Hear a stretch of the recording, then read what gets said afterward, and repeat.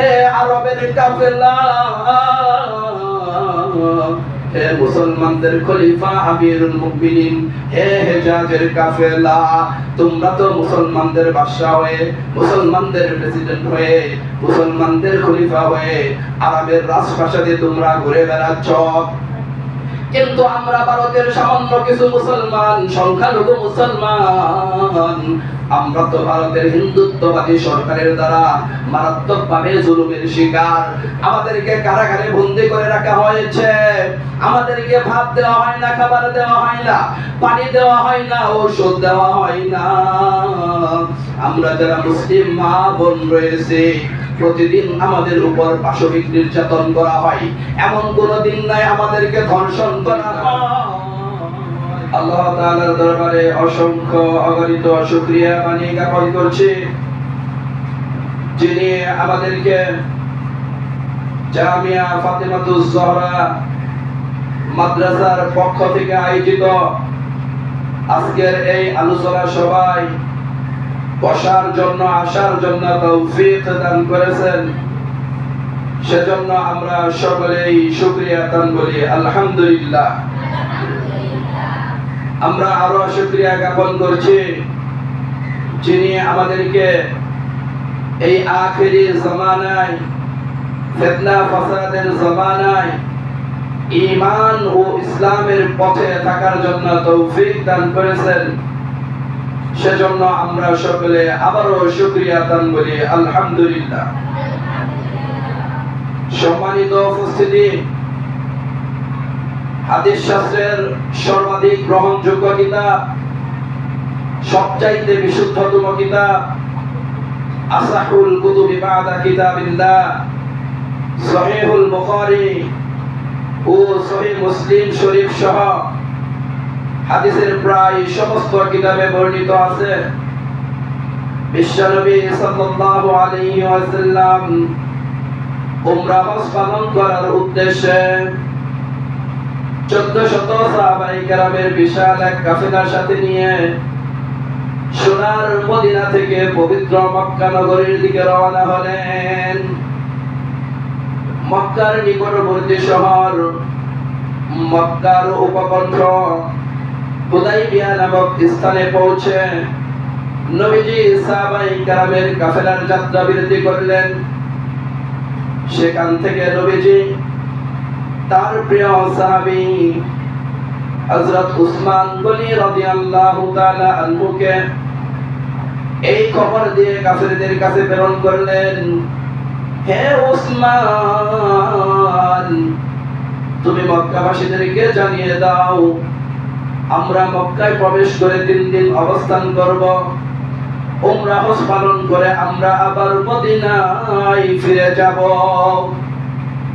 প্রিয় বন্ধুরা আমার, মক্কা মদিনার জ্যেষ্ঠ ধনী হযরত উসমান গনি রাদিয়াল্লাহু তাআলা আনহু নিজের জীবনের মায়া মহব্বত ত্যাগ করে নিজের জীবন নিয়ে তিনি বিপদে পড়তে পারেন এই আশঙ্কা থাকা সত্ত্বেও ইসলামের নবীর আদেশ পালন করার জন্য উসমান রাদিয়াল্লাহু আনহু মক্কায় উপস্থিত হলেন। উসমান গনি রাদিয়াল্লাহু তাআলা আনহু যখন কুরাইশ নেতৃবর্গের মজলিসে উপস্থিত হলেন, তখন উসমান রাদিয়াল্লাহু তাআলা আনহুর দেহ মুবারকের মধ্যে পুরাপুরি সুন্নতি লেবাস ছিল। উসমান রাদিয়াল্লাহু আনহু যখন মক্কার বড় বড় নেতা খেতাদের দরবারে উপস্থিত হলেন, তার দেহের মধ্যে, শরীরের মধ্যে পুরাপুরি ইসলামী লেবাস ছিল, সুন্নতি পোশাক তিনি পরা ছিলেন। উসমান রাদিয়াল্লাহু আনহু যেই লুঙ্গি পরেছিলেন, লুঙ্গিখানা টাকনার উপর পর্যন্ত উঠে পড়েছিলেন। এভাবে সুন্নত তরিকায় ইসলামী লেবাস পরিহিত দেখে মক্কার কুরাইশরা উসমান রাদিয়াল্লাহু তাআলা আনহুকে নিয়ে উপহাস করতে লাগলো, ঠাট্টা বিদ্রূপ করতে লাগলো। মক্কার কুরাইশরা বলতে লাগলো, হে উসমান, আমরা তো ভেবেছিলাম মুহাম্মাদের সাথে থেকে তুমি আরো আধুনিক হয়েছ, আরো অভিজাত হয়েছ, কিন্তু না, আমরা দেখতে পাচ্ছি মুহাম্মাদের সাথে থেকে তুমি কুরাইশ বংশের ইতিহাস, ঐতিহ্য, সভ্যতা, সংস্কৃতিগুলো তুমি ভুলে গেছ। হে উসমান, তুমি কি জানো না আমরা যারা কুরাইশের নেতৃবর্গ রয়েছে, আমরা পুরুষরা লুঙ্গি পায়জামা এগুলো আমরা টাকনার নিচ পর্যন্ত মাটি ছেঁচড়িয়ে ছেঁচড়িয়ে পরিধান করি। প্রিয় বন্ধুরা আমার, উসমান রাদিয়াল্লাহু তাআলা আনহু মক্কার কুরাইশদেরকে লক্ষ্য করে বললেন, ইয়া মা'শারা কুরাইশ, হে কুরাইশ নেতৃবর্গ, তোমরা শুনে রেখো, আতুরকু সুন্নাতা হাবিবি লিহাউলাইল হুমাকা। হে কুরাইশ নেতৃবর্গ, তোমরা শুনে রেখো, তোমাদের মতো আহমক মূর্খ নেতা খেতাকে খুশি করার জন্য আমি আবার নবীর সুন্নাত ছাড়তে পারি না। সকলে বলুন সুবহানাল্লাহ। হে কুরাইশ নেতৃবর্গ, যদিও তোমরা লুঙ্গি পায়জামা প্যান্টগুলোকে মাটি ছেঁচড়িয়ে পরাকে তোমাদের আদর্শ মনে করো, সভ্যতা সংস্কৃতি মনে করো, কিন্তু এটা আমার ইসলাম সাপোর্ট করে না, এটা আমার নবীর সুন্নাত না, নবীর আদর্শ না। আমার নবীর আদর্শ হলো যারা পুরুষ মানুষ রয়েছে তারা পায়জামা, লুঙ্গি, প্যান্ট এগুলো টাকনার উপর পর্যন্ত উঠিয়ে পড়বে। হাদিস শরীফে এসেছে, আন আবি হুরায়রা রাদিয়াল্লাহু তাআলা আনহু আন্নাহু قال قال رسول الله صلى الله عليه وسلم ما أسفل من الكعبين من الإزار في النار رواه البخاري। বুখারী শরীফের হাদিস, বিশিষ্ট সাহাবী হযরত আবু হুরায়রা থেকে বর্ণিত। প্রিয় নবী সাল্লাল্লাহু আলাইহি ওয়াসাল্লাম ইরশাদ করেন, পুরুষ মানুষের যেই ব্যক্তির টাকনার নিচের অংশ লুঙ্গি পায়জামা বা প্যান্ট দ্বারা ঢাকা থাকবে, ওই অংশ জাহান্নামের আগুনে জ্বলবে। সকলে বলেন নাউযুবিল্লাহ। প্রিয় ছাত্রীরা আমার, আমাদেরকে যখন বিবাহ অনুষ্ঠানে দাওয়াত দেওয়া হয় তখন আমরা অনেকেই সুন্নতি বোরকা পরে যেতে লজ্জাবোধ মনে করি। বিয়ের অনুষ্ঠান, সেখানে আবার কিসের বোরকা পরে যাব, কিসের পর্দা করে যাব, আমরা এটা অনেকেই মনে করি। এটা আসলে ইসলামের আদর্শ না। ইসলামের আদর্শ হলো, ইসলামের শিক্ষা হলো, তুমি যেখানেই যাও না কেন, যেই পরিবেশেই যাও না কেন, তুমি অবশ্যই ইসলামী লিবাস করে, সুন্নতি পোশাক পরে, পুরাপুরি পর্দার হক আদায় করে তুমি যে কোনো অনুষ্ঠানে অংশগ্রহণ করবা। এটাই ইসলামের সভ্যতা, এটাই নবীর সুন্নাত, এটাই ইসলামের আদর্শ। ঠিক না বাকি? কাজে আমরা যে কোনো পরিবেশে যাব না কেন, যে কোনো অনুষ্ঠানে যাই না কেন, সেখানে অবশ্যই আমরা পুরাপুরি পর্দার হক মেনে ইসলামী লেবাস পোশাক পরে আমরা সেই অনুষ্ঠানগুলোতে অংশগ্রহণ করব। ঠিক না ভাই? ঠিক। প্রিয় বন্ধুরা আমার, এবার উসমান রাদিয়াল্লাহু তাআলা আনহু মক্কাবাসীদেরকে লক্ষ্য করে বললেন, হে মক্কাবাসী, হে কুরাইশ নেতৃবর্গ, তোমরা শুনে রেখো, আমাদের প্রিয় নবী সাল্লাল্লাহু আলাইহি ওয়াসাল্লাম সাহাবায়ে কেরামকে সাথে নিয়ে মক্কায় প্রবেশ করবেন, 3 দিন অবস্থান করে উমরা হজ পালন করবেন। এরপর আবার আমরা সবাই মদিনায় ফিরে যাব। উসমান রাদিয়াল্লাহু তাআলা আনহুর মুখে নবীর আগমনের কথা শোনার পর মক্কার কুরাইশরা উসমানকে কোনো উত্তর দিলেন না, অপরন্তু তারা উসমানকে বন্দী করে রাখলো, আটক করে রাখলো।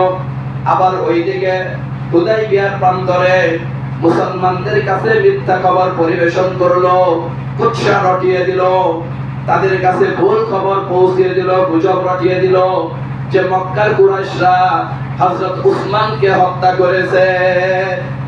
কুরাইশরা উসমানকে বন্দী করে রাখলো, হত্যা করেনি, মারেনি, শুধু মুসলমানদের ঈমান যাচাই করার জন্য হুদাইবিয়ার প্রান্তরে খবর পৌঁছানো হলো মক্কার কুরাইশরা হযরত উসমানকে হত্যা করেছে।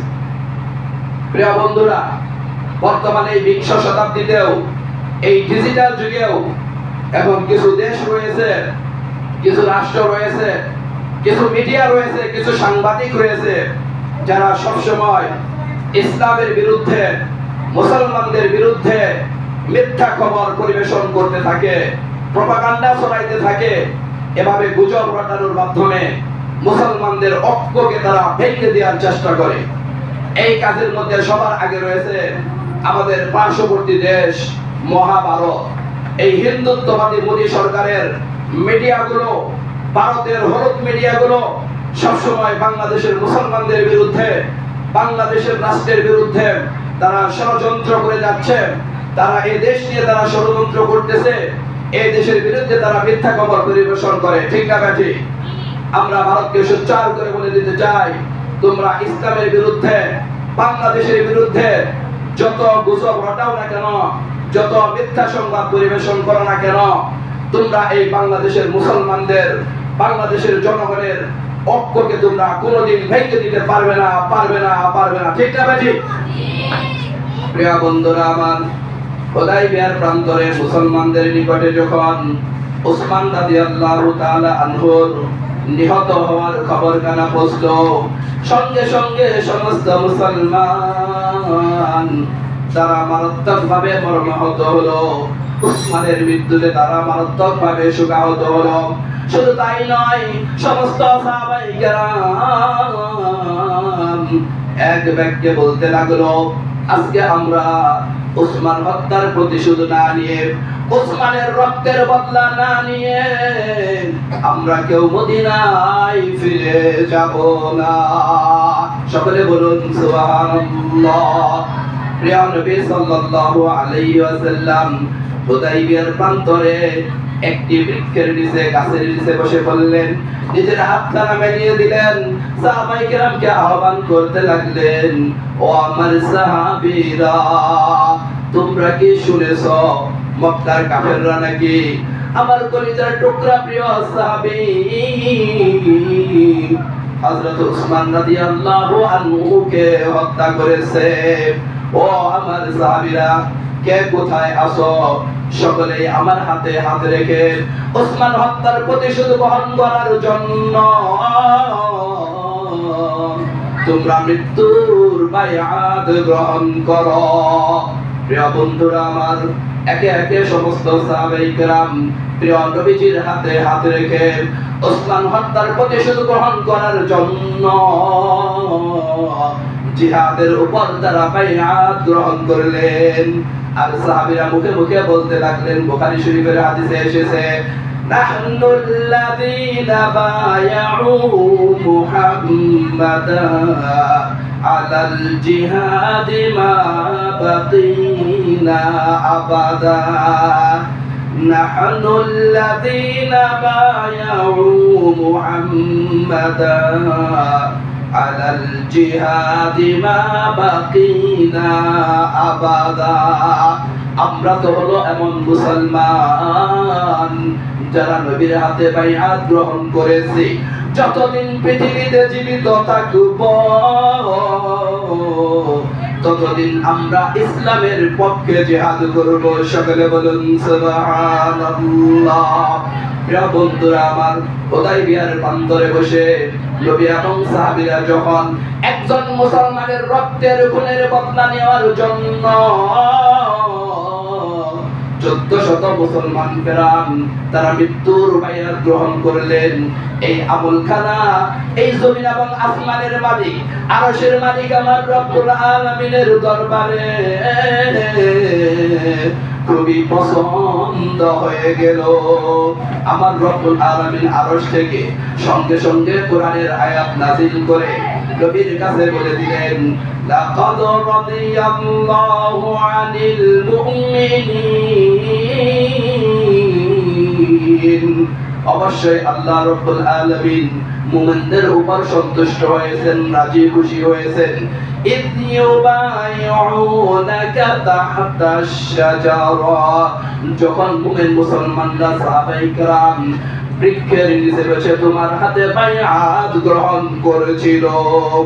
আল্লাহ তাআলা অন্য আয়াতে ইরশাদ করেন, ইন্নাল্লাযীনা ইউবাইউনাকা ইন্নামা ইউবাইউনাল্লাহ। হুদায়বিয়ার প্রান্তরে সাহাবায়ে কেরাম তোমার হাতে যখন বায়াত গ্রহণ করেছিল, তারা তো তোমার হাতে নয়, তারা তো স্বয়ং রব্বুল আলামিনের হাতে বায়াত গ্রহণ করেছিল। সকলে বলুন সুবহানাল্লাহ। এমন শুভ কাজে আবার আল্লাহ পিছিয়ে রইলেন না। আল্লাহ তাআলা আরো ঘোষণা করলেন, ইয়াতুল্লাহি ফাওকা আইদিহিম, এই সমস্ত মুসলমানদের হাতের উপরে স্বয়ং আমি আল্লাহ তাআলারও হাত রয়েছে। সকলে বলুন সুবহানাল্লাহ।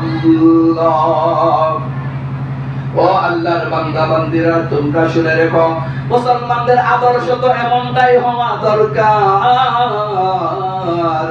বিশ্বের আনাচে কানাচে যেখানেই কোনো মুসলমান জুলুমের শিকার হবে, তার জন্য গোটা বিশ্বের মুসলমানরা মর্মাহত হবে।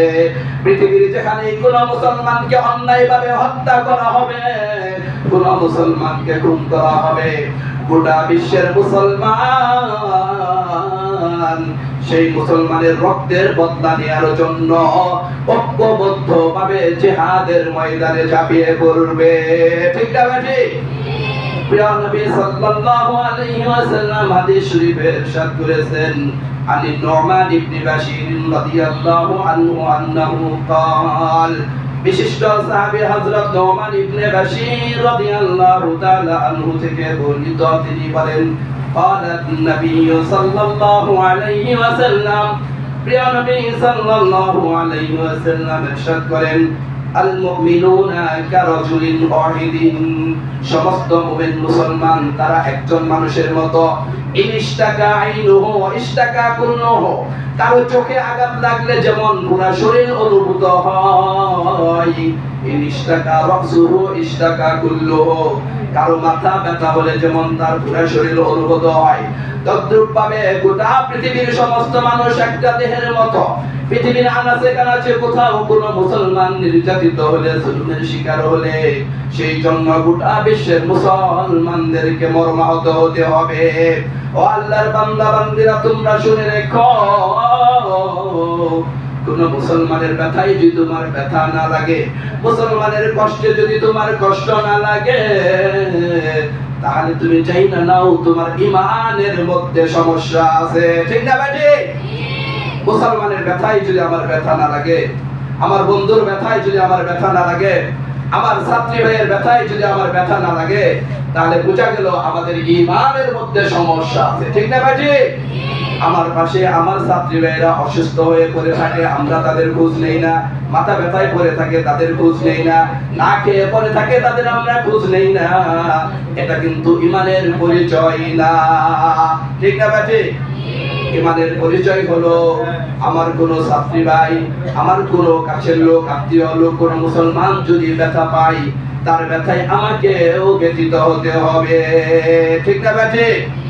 প্রিয় বন্ধুরা আমার, ভারতবর্ষের ইসলামী ইতিহাস রিসার্চ করে দেখা যায়, সাহাবায়ে কেরাম অথবা তাবেঈদের যুগে আমাদের এই ভারত উপমহাদেশে ইসলাম প্রচার হয়। সাহাবী কিংবা তাবেঈদের যুগেই এই ভারত উপমহাদেশে ইসলামের আগমন ঘটে। তখনই কিছু লোক এই দেশ থেকে তারা ইসলাম ধর্ম গ্রহণ করে মুসলমান হয়ে যায়। কিন্তু ভারতের হিন্দুত্ববাদী সরকার সেই আদিকাল থেকে তারা মুসলমানকে মেনে নিতে পারে না, ইসলামকে মেনে নিতে পারে নাই। তখন থেকেই ভারতের হিন্দুত্ববাদী সরকার মুসলমানদের উপর জুলুম নির্যাতন শুরু করেছে। যেই কিছু লোক তারা মুসলমান হয়েছিল, তাদের উপর মারাত্মকভাবে তারা জুলুম নির্যাতন করেছে। মুসলিম নারী, পুরুষ, মহিলা সবাইকে তারা গ্রেফতার করে কারাগারে বন্দী করে রাখতো। মুসলমানদেরকে তারা খাবার দিত না, পানি দিত না, চিকিৎসা সেবা তারা দিত না। আমাদের মা বোনদেরকেও তারা কারাগারে বন্দী করে রাখতো। মা বোনদের উপর পাশবিক নির্যাতন করা হতো। এমন কোন দিন নাই তাদেরকে ধর্ষণ করা হতো। সেই ভারতের জালেম শাহীর কারাগারে নির্যাতিতা এক মা, তিনি তার গায়ের রক্ত দ্বারা আরবের কাফেলা মুসলিম রাজা বাদশাদের নামে একটি চিঠি লিখলেন, হে আরবের কাফেলা,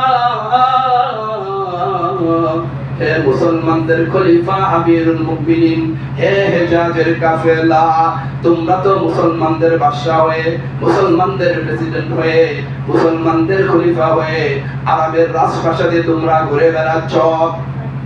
কিন্তু আমরা ভারতের সামান্য কিছু মুসলমান, সংখ্যালঘু মুসলমান, আমরা তো ভারতের হিন্দুত্ববাদী সরকারের দ্বারা মারাত্মকভাবে জুলুমের শিকার।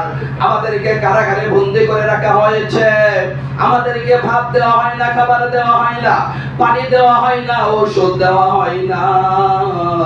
আমরা যারা মুসলিম মা বোন রয়েছে, প্রতিদিন আমাদের উপর পাশবিক নির্যাতন করা হয়।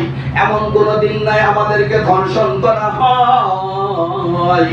হে হেজাজের কাফেলা, মুসলিম রাজা বাদশারা, তোমরা কি আমাদেরকে এই জালেমের কারাগার থেকে মুক্ত করবে না?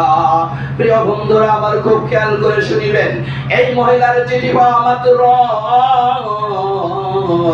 মুসলিমদের প্রধান আমিরুল মুমিনিন খলিফাতুল মুসলিমিন তিনি সঙ্গে সঙ্গে সমস্ত এমপি মন্ত্রীকে নিয়ে পরামর্শ রাখলেন।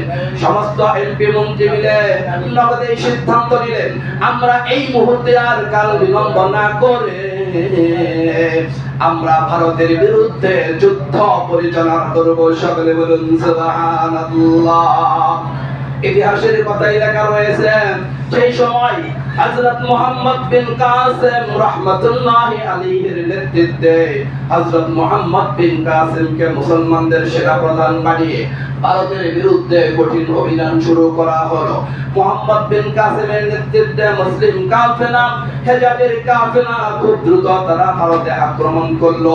এভাবে আক্রমণ করে যুদ্ধ করতে করতে গোটা ভারতবর্ষ মুসলমানরা বিজয় অর্জন করলো। সকলে বলুন সুবহানাল্লাহ। এটাই তো মুসলমানদের আদর্শ। বিশ্বের আনাচে কানাচে যেখানে কোন মুসলমান নির্যাতিত হবে, জুলুমের শিকার হবে, গোটা বিশ্বের মুসলমান তার বিরুদ্ধে ফুঁসে উঠবে। তার প্রতিশোধ নেওয়ার জন্য সমস্ত মুসলমান ঐক্যবদ্ধভাবে জিহাদের ময়দানে ঝাঁপিয়ে পড়বে। এটাই ছিল মুসলমানদের আদর্শ। একজন মাত্র মহিলার ডাকে সাড়া দিয়ে হেজাজের কাফেলা, আরবের কাফেলা, মুসলিম দল, মুসলিম জামাত তারা ভারতবর্ষে আক্রমণ করে গোটা হিন্দুস্তানের মধ্যে, ভারতের মধ্যে তারা ইসলামের পতাকা, কালেমার পতাকা উড্ডীন করেছিল। ঠিক না বেঠিক? শুধু তাই নয়, এই মুসলমানরা এই গোটা ভারতবর্ষ 1 বছর নয়, 2 বছর নয়, 800 বছর তারা স্বাধীন করেছে, এখানে রাজত্ব করেছে। প্রিয় বন্ধুরা আমার খুব খেয়াল করে শুনবেন, বর্তমান ভারতের হিন্দুত্ববাদী মোদী সরকার তারাও মুসলমানকে মেনে নিতে পারছে না, ইসলামকে মেনে নিতে পারছে না। তারা মুসলমানদের বিরুদ্ধে, ইসলামের বিরুদ্ধে তারা উঠে পড়ে লেগেছেন। তারা নিজেদের দেশের মুসলমানদের উপর সব সময় জুলুম নির্যাতন করছে। মুসলমানদেরকে ইসলামী বিধিবিধান পালন করতে দেয় না, ঠিক মতো নামাজ রোজা করতে দেয় না। কোন মুসলমান যদি গরু জবাই করে, ওই হিন্দুত্ববাদী সরকার সেই মুসলমানকে দুইটা গরুর মতো জবাই করে। সকলে বলুন নাউজুবিল্লাহ। ও আল্লাহর বান্দা বান্দিরা, তোমাদেরকে সোচ্চার হতে হবে, সজাগ হতে হবে, মুসলমানদের পক্ষে তোমাদেরকে অ্যাক্টিভ হতে হবে। আবার যদি কখনো ভারতের বিরুদ্ধে গজওয়াতুল হিন্দের ডাক আসে, আমরা যারা মুসলমান নারী পুরুষ রয়েছি সবাইকে সেই জিহাদের মধ্যে ঝাঁপিয়ে পড়তে হবে। ঠিক না ঠিক? প্রিয় বন্ধুরা আমার খুব খেয়াল করে শুনবেন, বর্তমান এই 20 শতাব্দীতে গোটা পৃথিবীতে প্রায় 300 কোটির উপরে মুসলমান রয়েছে। কত কোটি? 300 কোটির উপরে মুসলমান রয়েছে। স্বাধীন মুসলিম রাষ্ট্র রয়েছে 60 থেকে 70 গুলা। এত মুসলমান থাকার পরে প্রতিদিন এই পৃথিবীতে চতুর্দিকে আমাদের মুসলিম ভাইরা চরম নির্যাতনের শিকার হচ্ছে। প্রিয় বন্ধুরা আবার ফিলিস্তিনের শিশুদেরকে পাখির মতো গুলি করে মারা হচ্ছে। সিরিয়ার মুসলমানদের উপর প্রতিনিয়ত বম্বিং করা হচ্ছে। ইরাক সহ বিভিন্ন মধ্যপ্রাচ্যের বিভিন্ন রাষ্ট্রের মুসলমানদের উপর কাফেররা আক্রমণ করতেছে। কাশ্মীরে মুসলমানরা নির্যাতিত, চীনের উইগুরে মুসলমানরা নির্যাতিত, আমাদের ভারতে মুসলমানরা নির্যাতনের শিকার। আমাদের পার্শ্ববর্তী আরেকটা দেশ মিয়ানমারের জান্তা সরকার, তারা আমাদের আরাকান রোহিঙ্গা মুসলমান ভাইদেরকে মারতে মারতে প্যাকেট করে বাংলাদেশে পাঠিয়ে দিয়েছে। 15 থেকে 20 লক্ষ রোহিঙ্গা অনেক দিন যাবত এই বাংলাদেশে অবস্থান করতেছে। প্রিয় বন্ধুরা আমার, গোটা পৃথিবীতে মুসলিম মা বোনদের আবার বৃদ্ধা বনিতা শিশুর কান্নায় আকাশ পাতাল ভারী হয়ে যাচ্ছে, আকাশ পাতাল সবকিছু কেঁপে উঠছে। সারা বিশ্বে নির্যাতিত মুসলমানরা তারা চিৎকার করে বলতেছে। আল্লাহ রাব্বুল আলামিন পবিত্র কালামুল্লাহ শরীফে ইরশাদ করেন, আউযু বিল্লাহি মিনাশ শাইতানির রাজীম, বিসমিল্লাহির রহমানির রহিম, ওয়ামা লাকুম লা তুকাতিলুনা ফি সাবিলিল্লাহ। হে মুসলমানরা, তোমাদের কি হলো? তোমরা কেন আল্লাহ তাআলার পথে জিহাদ করছো না? আল মুস্তাদাফিনা মিনার রিজালি ওয়ান নিসাই ওয়াল বিলদান।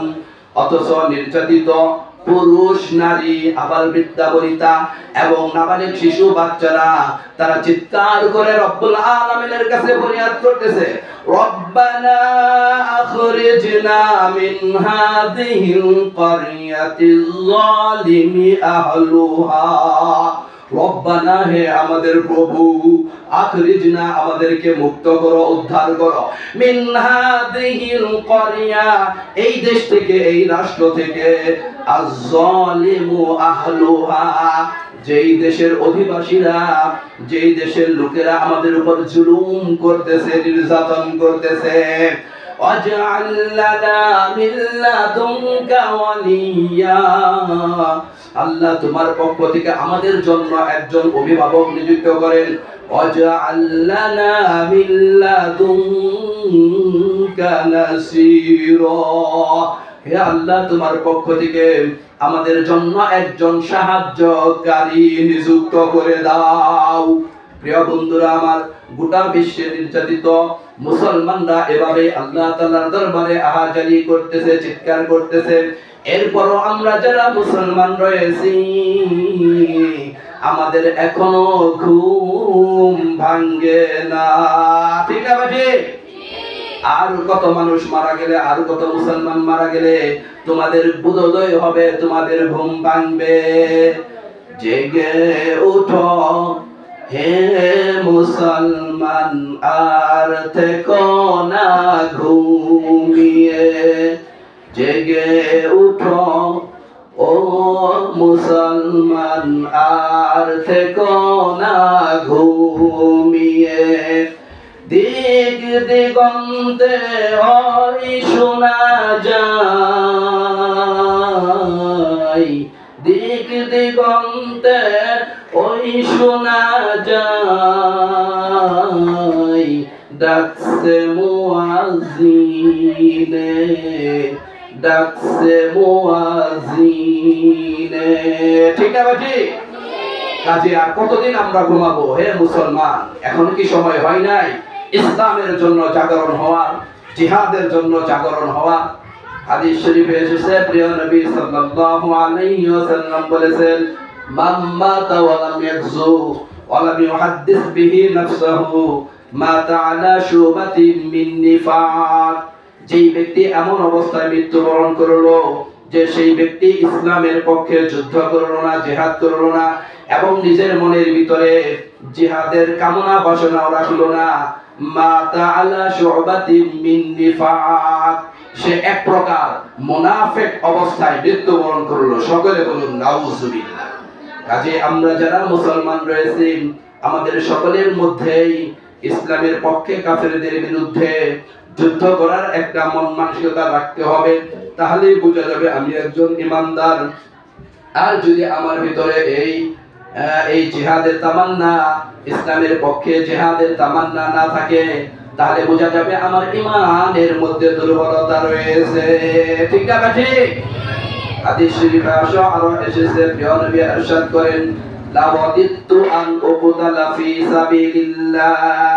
আমি অবশ্যই কামনা করি আল্লাহ তাআলার পথে যুদ্ধ করতে করতে আমি যেন শহীদ হয়ে যাই।